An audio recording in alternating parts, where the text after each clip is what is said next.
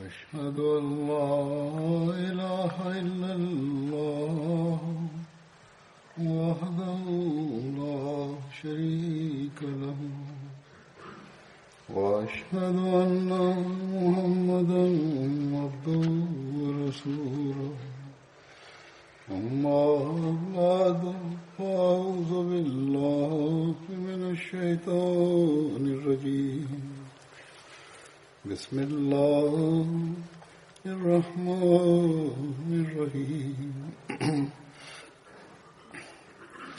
الحمد لله رب العالمين الرحمن الرحيم مالك يوم الدين إياك نعبد وإياك نستعين اهدنا الصراط المستقيم صراط الذين أنعمت عليهم غير المغضوب عليهم ولا الضالين. Bismillahirrahmanirrahim. Hazur kaže, zadnju hudbu koju sam održao na temu ashaba časnog poslanika sallallahu alejhi ve sellem koji su učestvovali u bitci na Bedru, održao sam je u Njemačkoj. Tada sam spominjao ashaba Abdullah bin Ubej bin Salul. Na toj hudbi zadnje sam govorio u vezi oca od Abdullaha bin Ubeja bin Salula i u vezi bitke na Uhudu, kada je časni poslanik sallallahu alejhi ve sellem odlučio prema prijedlogu omladine da se bori sa neprijateljima izvan Medine.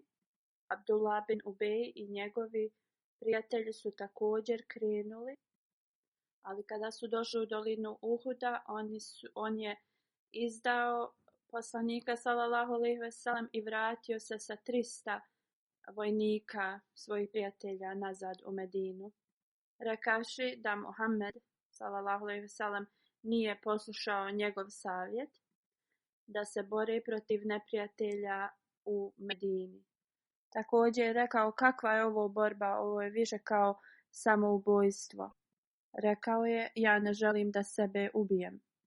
Licemjerstvo je bilo u njegovom srcu od samog početka. A licemjer nije nikada hrabra osoba, kao što možemo da vidimo iz ovog događaja. Kada se on vratio, ostatak muslimana je bilo samo 700. Unatoč ovome, muslimani su na početku bili pobjednici na Uhudu, kako god, zbog toga što nisu poslušali savjet časnog poslanika sallallahu alejhi ve sellem i njegovo naređenje da čuvaju prolaz na planini, onda su muslimani doživjeli veliki poraz. Sada ću da spomenem neke detalje ponašanja od Abdullaha bin Salul i kako je on počeo da govori razne uvrede u vezi časnog poslanika sallallahu alejhi ve sellem i u vezi muslimana. Ovi detalji će također da nam pokažu kako njegov sin Hazreti Abdullah je imao veliku ljubav prema časnom poslaniku sallallahu alejhi ve sellem i prema islamu. Također iz ovoga ćemo da vidimo kako njega ništa nije zaustavilo ako bi on čuo da je čast časnog poslanika sallallahu alejhi ve sellem ili islama bila napadnuta. U Sirat Hatamun Nabijin Hazreti Mirza Bashir Ahmed piše u vezi ovoga. Poslije ove bitke Jevreji u Medini i licemjeri, također Abdullah bin Ubej, otvoreno su počeli da se rugaju muslimanima. Kako god časni poslanik sallallahu alejhi ve sellem je uvijek zanemarivao njihova djela. Oni kada su vidjeli kako se časni poslanik sallallahu alejhi ve sellem ponašao prema njima poslije ovakvog tretmana prema njemu, oni su nastavili da povećavaju ove svoje ova svoja ružna djela prema časnom poslaniku i muslimanima. Neprijateljstvo Abdullaha bin Ubeja, kojeg nazivaju poglavicom licemjera, također ljubav časnog poslanika sallallahu alejhi ve sellem prema njegovom sinu Abdullahu, a i ljubav i lojalnost njegovog sina Abdullaha prema časnom poslaniku sallallahu alejhi ve sellem možemo da vidimo i svjedočimo iz sljedećeg događaja. U 5. godini poslije hidžre, kada su se vraćali iz borbe Benu Mustalik, časni poslanik sallallahu alejhi ve sellem je zastao u mjestu Moresi nekoliko dana. Ovako se zvao bunar od plemena Benu Mustalik. Kako god, u toku ovog vremena incident se dogodio koji je skoro prouzrokovao civilni rat između ovih nejakih i naivnih muslimana. Kako god, mudrost i razum časnog poslanika sallallahu alejhi ve sellem on je bio u stanju da ih zaustavi, da oni ne započnu ovaj rat. Ovako se to desilo. Sluga Hazreti Omera radijallahu anhu, koji se zvao Džađa, je otišao na ovaj glavni bunar, na ovaj glavni izvor, da naspe vode, i u isto vrijeme jedna osoba koji se zvao Sinan je također došao. On je bio Ensarija. Oba dvojica nisu bili malo neuki ili neupućeni obični ljudi. Džahdža je tad udario Sinana. Sinan je tad počeo da viče i da galami. Govorio je: o Ensarije, dođite da mi pomognete. Ja sam izudaran i napadnut sam. Kad je Džahdža vidio da Sinan zove svoje ljude, Ensarije, on je tada počeo da zove muhadžire. I on je zvao muhadžire da mu pomognu, i kada su Ensarije i muhadžiri čuli da ova dvojica ih zovu, oni su brzo potrčali prema tom izvoru sa svojim mačevima u rukama. Mnogi od njih su se okupili tu i ovi mladi i neiskusni muhadžiri i Ensarije su bili pa skoro da se tu potuku, ali nekoliko iskusnih i mudrih Ensarija i muhadžira su ih savjetovali. Oni su ih odmah razdvojili i smirili su tu situaciju. Kada je časni poslanik sallallahu alejhi ve sellem saznao u vezi ovoga, on je rekao da je ovo ponašanje neukih ljudi i pokazao je veliko nezadovoljstvo sa ovakvim ponašanjem. Uglavnom, ovo se završilo ovako, nije ništa bilo više problema. Kako god, kada su ove vijesti stigle do ovog licemjera Abdullaha bin Salula, koji je također učestvovao u ovoj borbi, on je želio da ponovo stvori nemir među ovim ljudima. Počeo je da diže tenzije kod naroda koji je bio oko njega, njegovo društvo i prijatelje protiv časnog poslanika sallallahu alejhi ve sellem. Rekao im je: ovo je vaša krivica, vi ste dali ovdje zaštitu ovim strancima i dozvolili ste im da vam budu kao vladari ili poglavice. Vi i dalje imate priliku da ih prestanete podržavati i neka odu sami. Na kraju do te mjere da je rekao: le irređa'na ilal medineti le juhriđennel a'udhu minhal azale. To jeste, on je rekao, sačekajte dok dođemo u Medinu, vidjet ćete da najčasniji čovjek ili ljudi, oni će da istjeraju najgore ljude ili osobu iz ovog grada. Na tom skupu bio je jedan mladi musliman, vrlo iskreni, Zeid bin Arkam. Kada je čuo ove riječi u vezi časnog poslanika sallallahu alejhi ve sellem, da Abdullah bin Salul izgovara, bio je vrlo uznemiren i onda je otišao kod časnog poslanika sallallahu alejhi ve sellem i prenio mu u vezi ovoga. Možemo da vidimo kako su u to vrijeme i vrlo mlade osobe koje su iskreni muslimani bili. Oni su bili tako lojalni i predani i ovaj mladi momak je preko svoga amidže, u stvari on je prenio ovo časnom poslaniku sallallahu alejhi ve sellem. U to vrijeme Hazreti Omer radijallahu anhu je sjedio kod časnog poslanika sallallahu alejhi ve sellem. Kada je čuo ove riječi, postao je vrlo ljut i uzrujan i onda je pitao časnog poslanika sallallahu alejhi ve sellem: o časni poslaniče, molim te, daj mi dozvolu da ja odem i ubijem ovog licemjera. Tada je časni poslanik sallallahu alejhi ve sellem rekao: ostavi ga, Omere, da li bi ti želio da narod počne da govori da Muhammed ubija svoje sledbenike? Onda je časni poslanik sallallahu alejhi ve sellem pozvao Abdullaha bin Umeja i njegove drugove i pitao ih je u vezi ovoga. Oni su se svi zaklinjali i rekli da nisu oni izgovorili ovakve riječi. I neki također Ensarije su posvjedočili i rekli možda je Zeid bin Arkam pogrešno to shvatio. Tada je poslanik sallallahu alejhi ve sellem prihvatio njihov izgovor, a nije prihvatio od Zeida bin Arkama.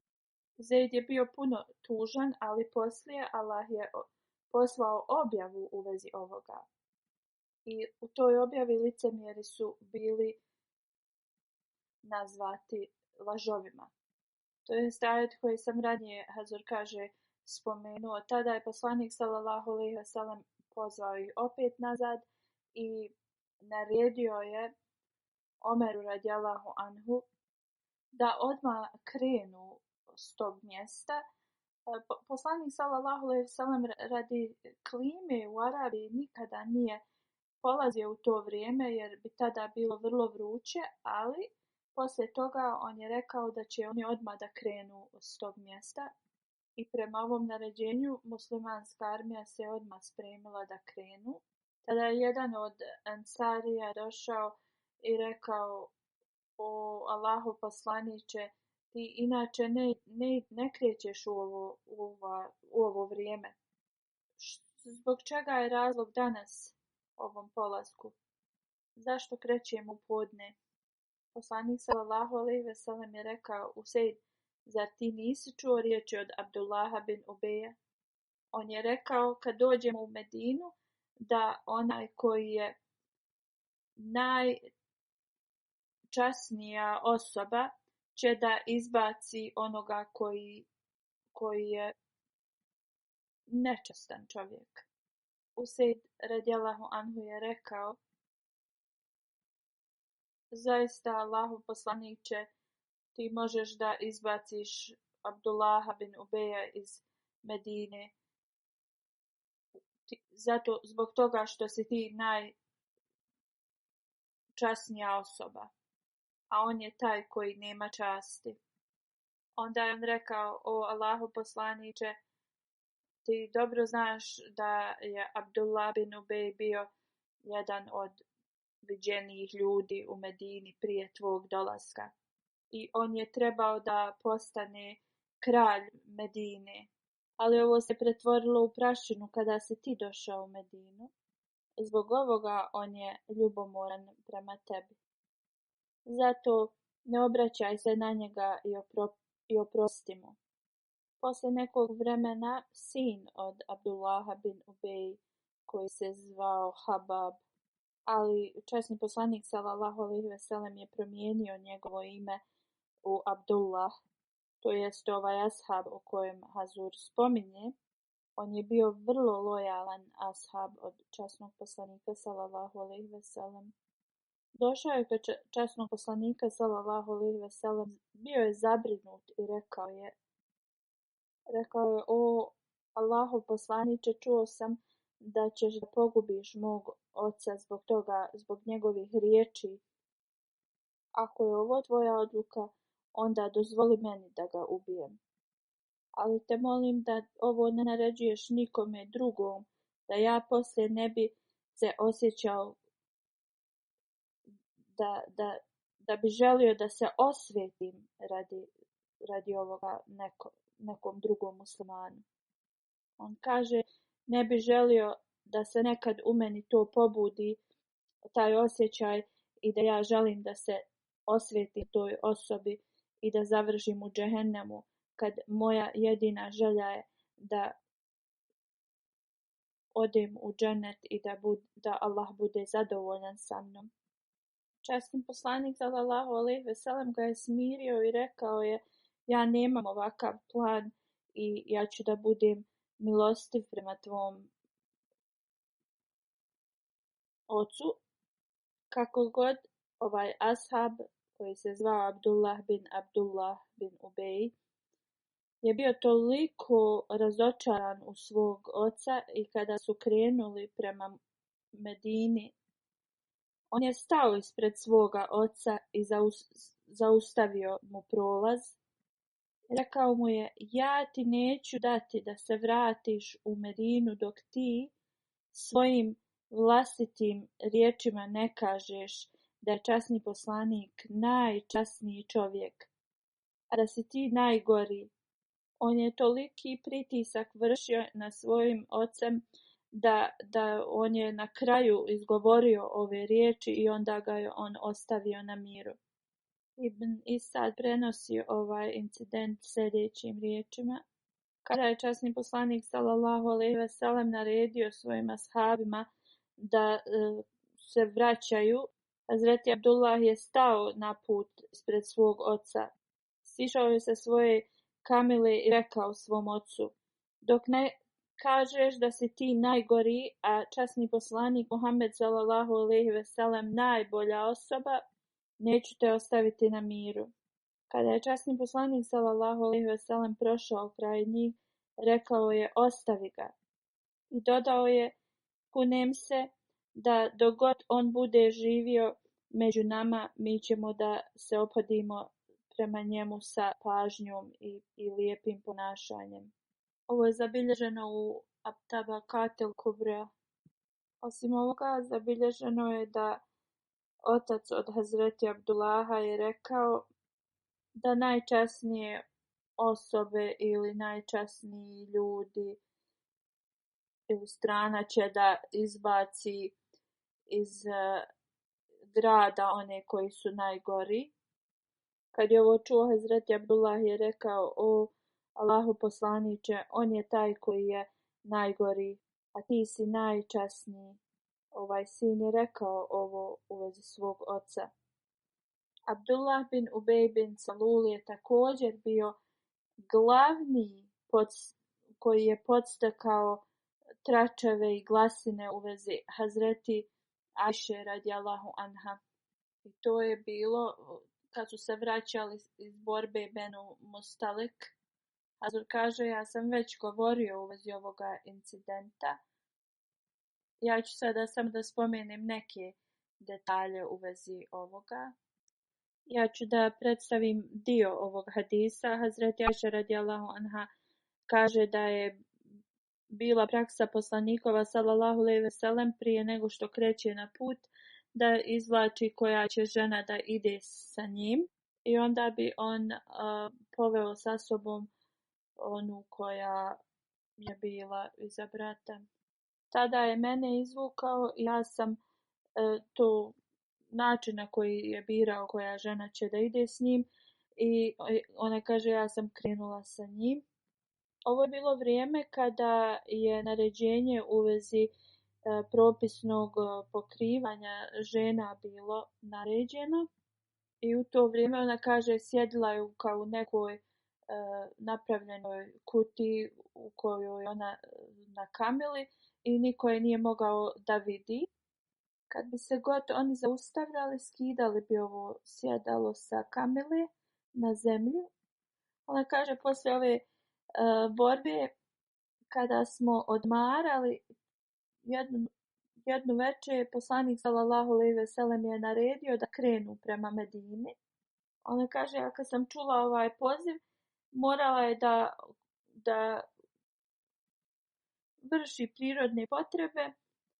Ona kaže ona se brzo vratila, ali kad je došla do svoje kamile ona je primijetila je da je izgubila svoju ogrlicu koja je bila od crnih nekih kamenja napravljena.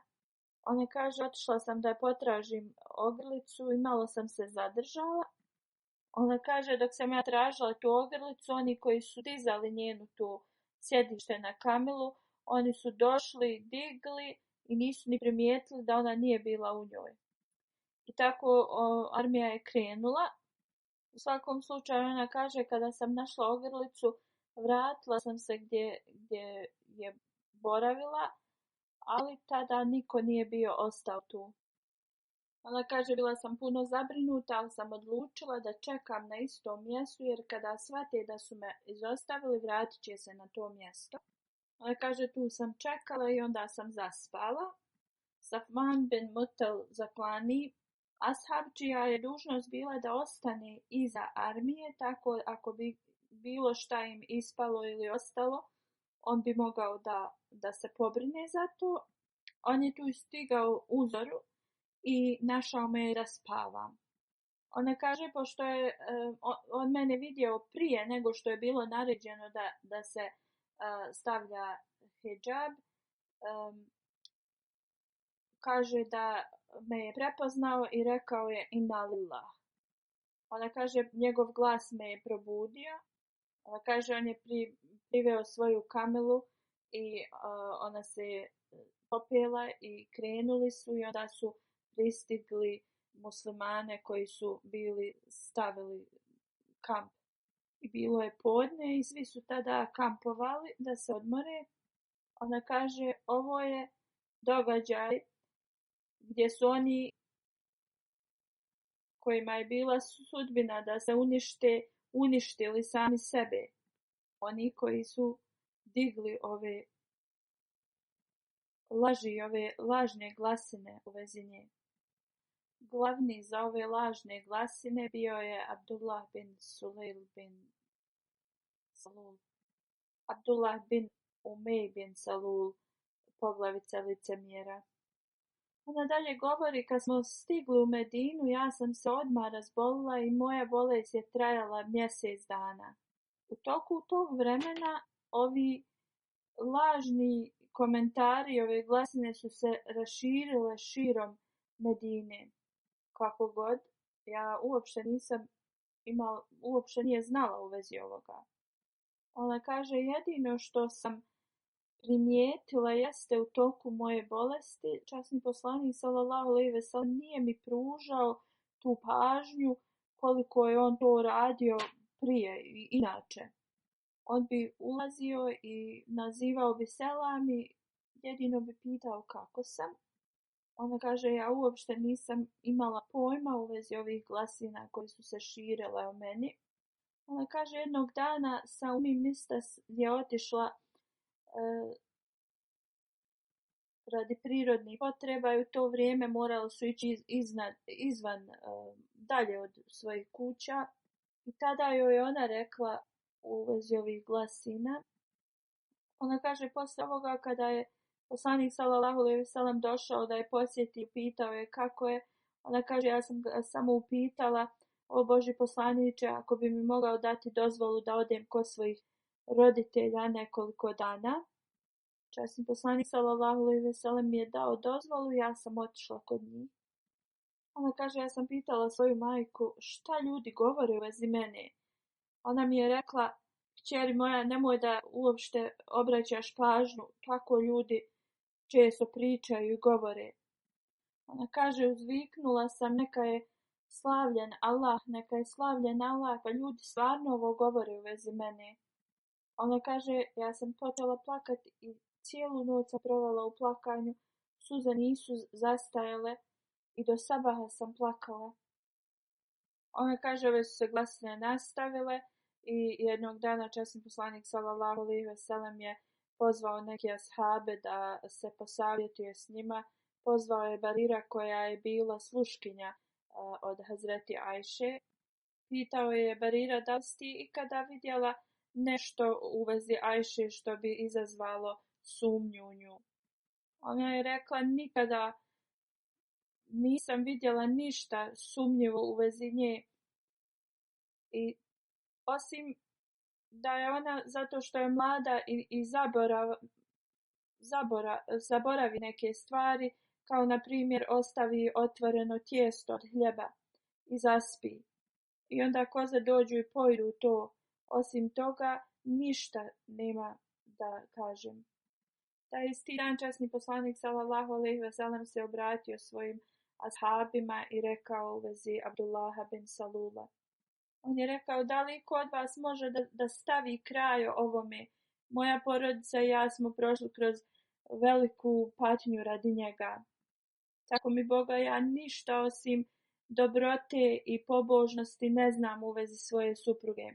Također ovaj čovjek u vezi kojeg se glasine šire i on je pobožni vjernik. To jest ovaj drugi ashab koji je također bio optužen. On nikada nije došao u moju kuću kada sam ja bio odsutan, uvijek je dolazio kad sam ja tu. Hazreti Ajša dalje govori, jedan dan poslanik sallallahu alejhi ve sellem se obratio meni direktno i ja sam tad odgovorila, tako mi Boga, svjesna sam da neke glasine su došle do tebe koje su ljudi neki proširili o meni. Ako ja kažem da sam nedužna, a uzvišeni Allah to dobro zna da sam nedužna, ti ćeš da sumnjaš u mene. A ako kažem da sam kriva, i ako nisam kriva, povjerovat ćeš mi. Jer su se glasine toliko proširile i mnogi ljudi su bili ubijeđeni da se to desilo. Do te mjere čak i neki ashabi su to govorili.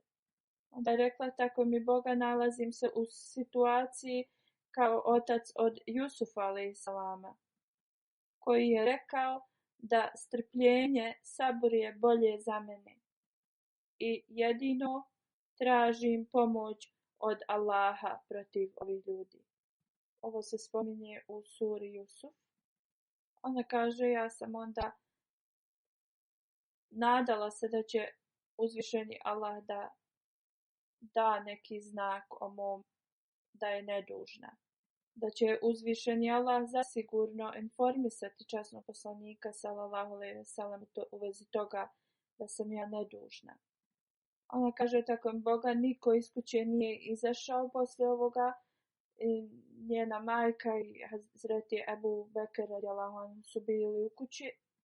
Tada je časni poslanik sallallahu alejhi ve sellem izgledao kao da prima objavu, to jeste često bi se znojio puno kada bi dobivao objavu od uzvišenog Allaha. I poslije nekoliko vremena poslanik sallallahu alejhi ve sellem, ona kaže, me je pogledao, nasmijao se i rekao, o Ajša, uzvišeni Allah je potvrdio tvoju da si nedužna. Ona kaže, tada je moja majka rekla, o Ajša, ustani, zahvali se Allahovom poslaniku. Hazreti Ajša kaže, ja sam rekla, zašto da budem zahvalna časnom poslaniku? Ja sam jedino zahvalna uzvišenom Allahu. Uzvišeni Allah je objavio sljedeće ajete, inna lezine dža'u bil ifki usbetum minkum. To jeste, zaista između vas je bila skupina koja je iznijela laž o vama. Ovako je dokazano da ona nije bila kriva i časni poslanik sallallahu alejhi ve sellem je objavio svima da je ajet bio objavljen dokazivajući njenu nedužnost.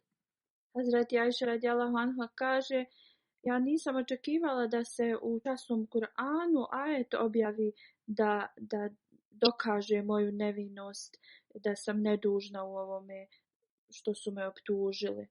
Ali trebamo da razmislimo, iako svi ovi dokazi, sve što se je desilo, moramo da vidimo i naučimo iz ovoga kako je časni poslanik sallallahu alejhi ve sellem se ophodio prema ovome kojeg su zvali poglavica licemjera.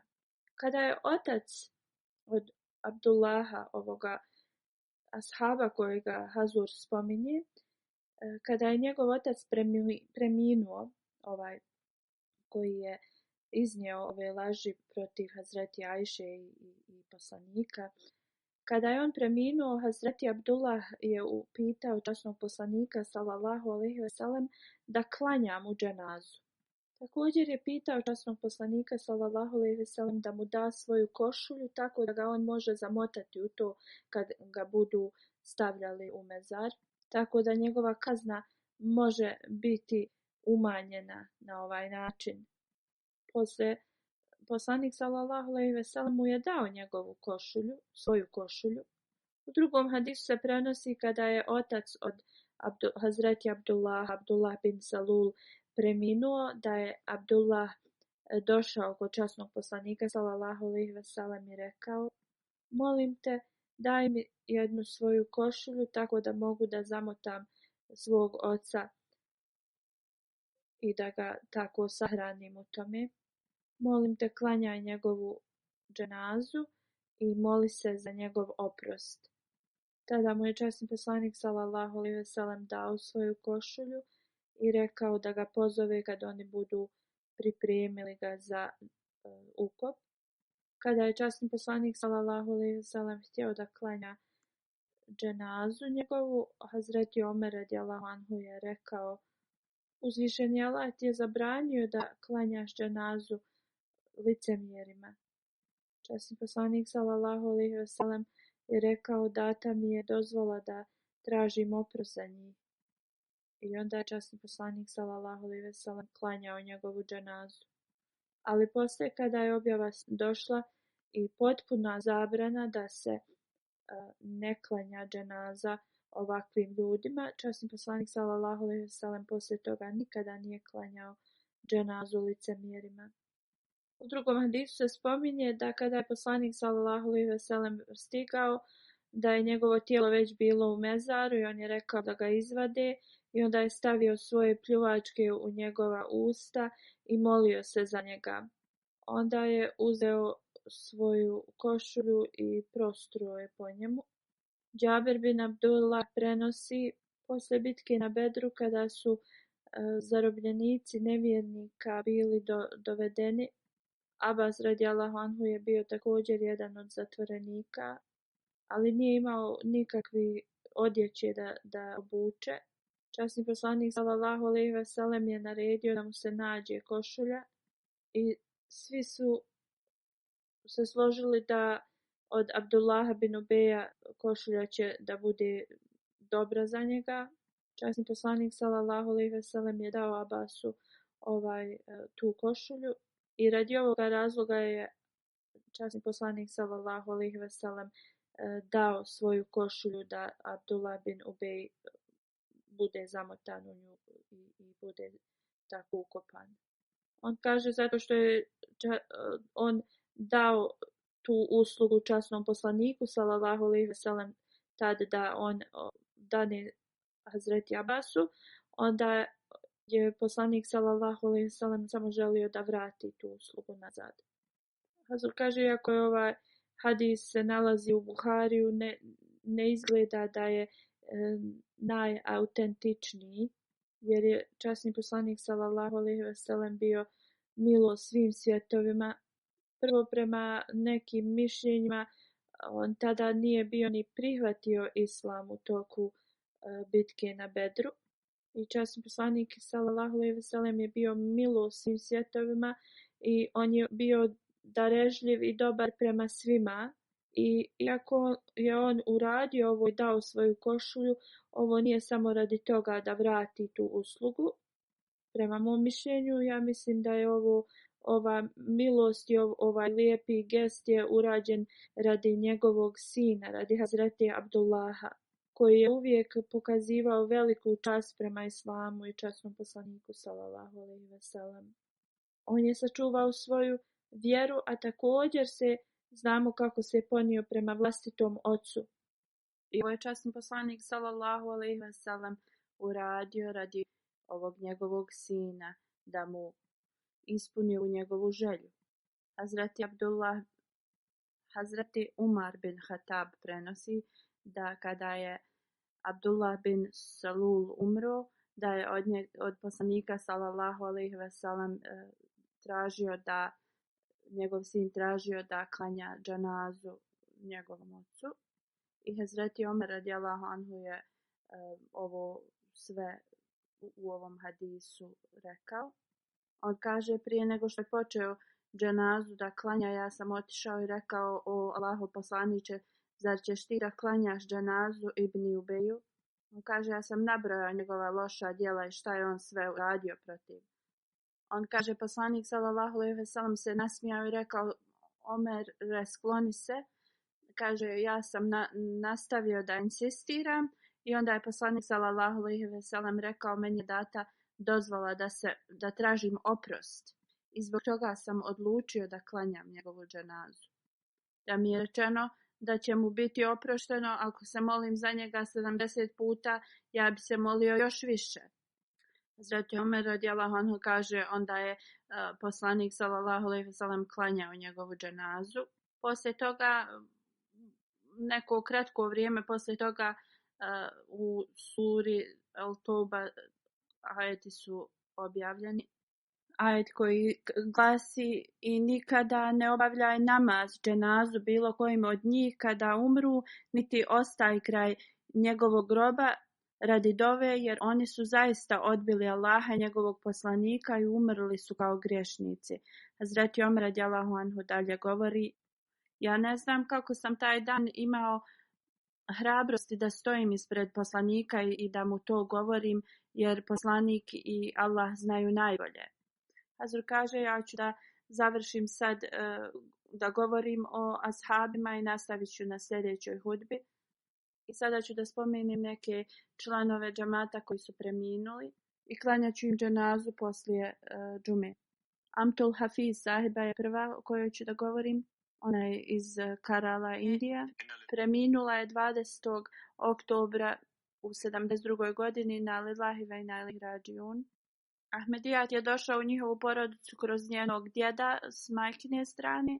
Služila je kao predsjednica u tom mjestu, predsjednica leđine i financijska sekretarica dugo vrijeme.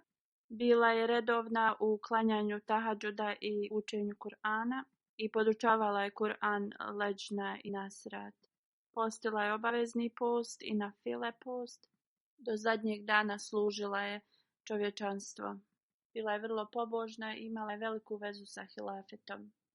Koju god misionarsku kuću je bila poslana, te goste ona služila sa velikom pažnjom. Prije nego što je preminula, doživjela je 3 srčana udara. Poslije 3. srčanog udara rekla je da je njena smrt vrlo blizu. Pitala ga je da prenese njen selam svima. Onda je 3 puta rekla Allahu Ekber, Allah je najveći, i tada je preminula. Ona je musi i ostavlja iza sebe 4 kćeri.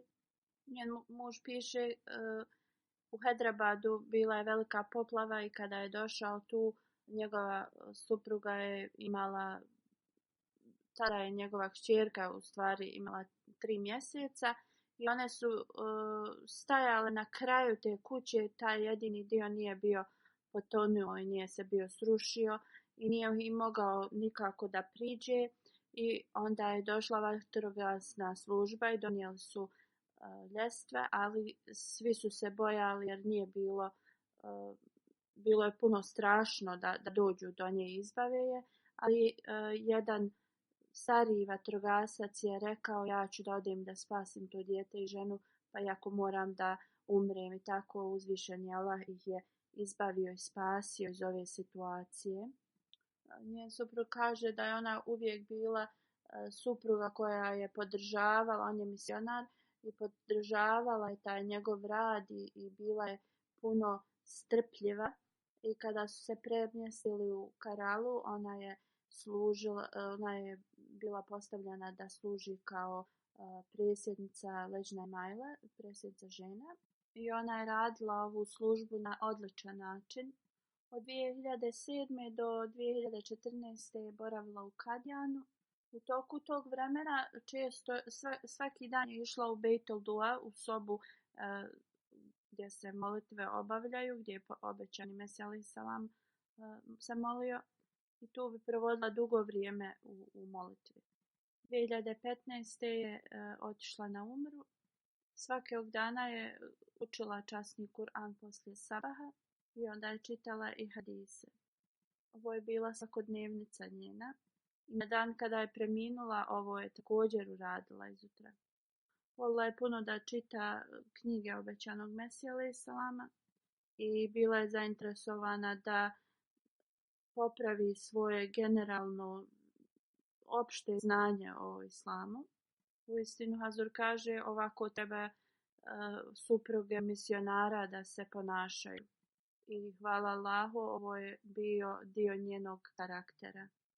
Ona je shvatila koji je status onih koji služe u džematu i misionara i uvijek je pokazivala njeno poštovanje prema njima. Uvijek se je brinula da gosti budu ugošteni kako treba, da uzvišeni Allah obaspe njegovu milost i oprost na nju, da joj podigne njen status i da njeni potomci budu primaoci svih njenih dova. Sljedeći je Čaudhry Muhammad Ibrahim Sahib. On je bivši glavni urednik Ansar magazina u Pakistanu. Preminuo je 16. oktobra u 83. godini na Lillahi wa inna ilaihi rađiun. 1957. je bio postavljen za sekretara u Rabvi. 1960. kada je Ansar magazin bio započet, on je bio urednik i nastavio je da služi u ovome do 2004. godine. Služio je u raznim uredima u svojim lokaciji gdje živio. 2003. htjeli su da ga uhapse radi neke lažnog slučaja i onda ja sam mu, Hazur kaže, dao dozvolu da se preseli ovdje u Veliku Britaniju.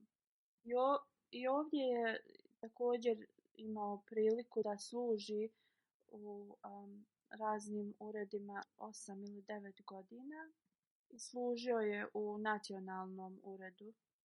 On je bio musi, otputovao je u Rabvu prije nego što je preminuo. On je preminuo u Rabvi, bio je bolestan, za sebe ostavlja jednu kćerku, 5 sinova i unučadi. Da uzvišeni Allah podari svoju milost i oprost na njega.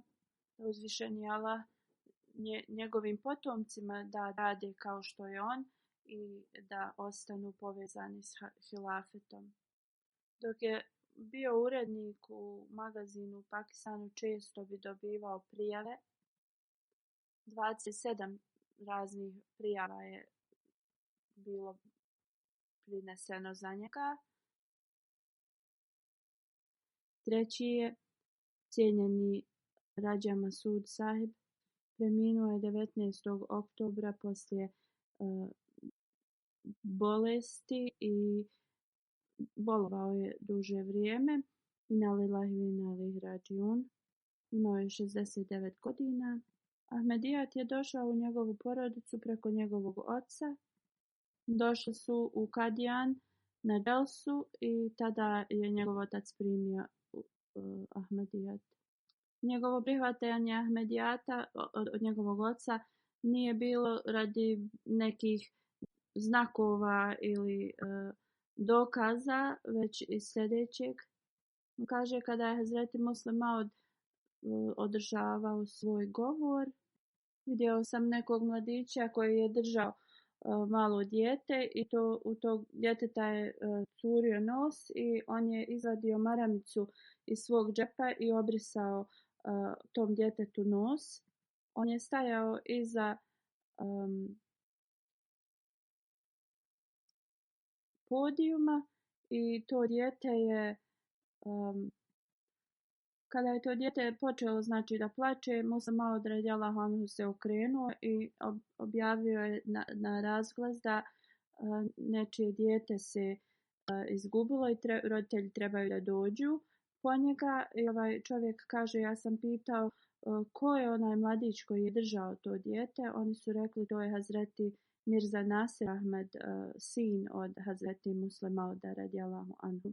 On kaže, kad je to sve sagledao, vidio to lijepo ponašanje i to jednostavno to ga je motivisalo da uzme bejat, da da zakletvu lojalnosti džematu.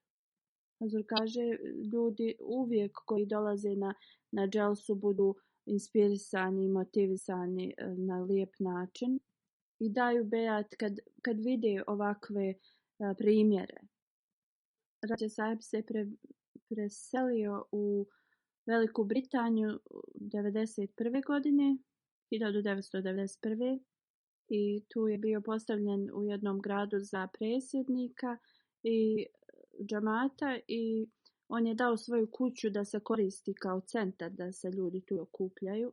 Ovdje je služio u raznim uredima u džamatu. Ja sam ga postavio da popravi proces za vasijet i Hazur kaže, hvala uzvišenom Allahu, on je to dobro radio. Imao je veliku vezu sa hilafetom i bio je uvijek, odnosio se s poštovanjem prema svim onima koji služe u džamatu.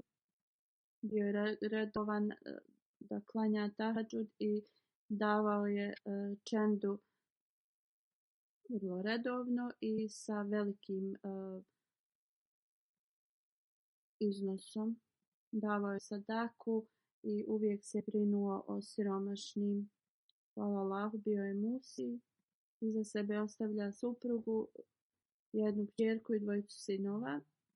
Hazur kaže, mi smo bili studenti na istom univerzitetu, samo u različitim klasama jer smo učili različite smjerove, ali smo bili zajedno u isto vrijeme na koledžu i znam ga iz tih dana. Hazur kaže, može se reći da smo zajedno studirali. Imali smo jedan čas urdu gdje smo zajedno prisustvovali. Čak i tad u mladim danima Hazur kaže, sjećam se da je imao toliko dobrih kvaliteta u vezi njega. Uvijek imao veliku disciplinu i nikada nije volio da radi bilo kakve ni šale, neke pretjerane ili nešto. Kao što možemo vidjeti da omladina voli da se puno šali dok su u školi, to on je uvijek bio vrlo disciplinovan. Niti je ikada smetao nekome da mu uzvišeni Allah podigne njegov status. Iz Rabve jedan gospodin piše u vezi njega da je bio vrlo hrabra osoba. U jednom mjestu tamo bila jedna džamija koja nije bila u dobrom izgledu. Od 1984. tamo se nisu se mogle više džamije, Ahmedi nisu mogli da prave džamije, niti smiju da ih popravljaju. Ali tada taj Rađa Sahib je bez ikakvog straha otišao i počeo da popravlja tu džamiju u kojoj je plafon bio počeo da se ruši. I poslije dogovora sa emirom Sahibom on je završio taj posao. On je to sve završio bez ikakvog nekog da privlači pažnju od drugih. Na vrlo smišljen način je to sve završio. On ne samo da je financijski se tad žrtvovao, već je i sa svojim vremenom i radom i također je druge, on kaže, podstakao da to rade. Na ovakav način džamija je bila renovirana potpuno. Sljedeća dženaza je od cijenjene Salihe Abror. Preminula je 1. oktobra. Inna lillahi wa inna ilaihi rađiun. Ona je vrlo bila hrabra žena koja je ispunila dužnosti prema uzvišenom Allahu i prema njegovim stvorenjima. Od malih nogu je redovna u namazima i u članarini i redovnom postu. Imala je istinsku vezu sa hilafetom. Kada joj se otac penzionisao i vratio se iz Irana, ona je davala čendu i od džeparca kojeg je dobivala. Jednom je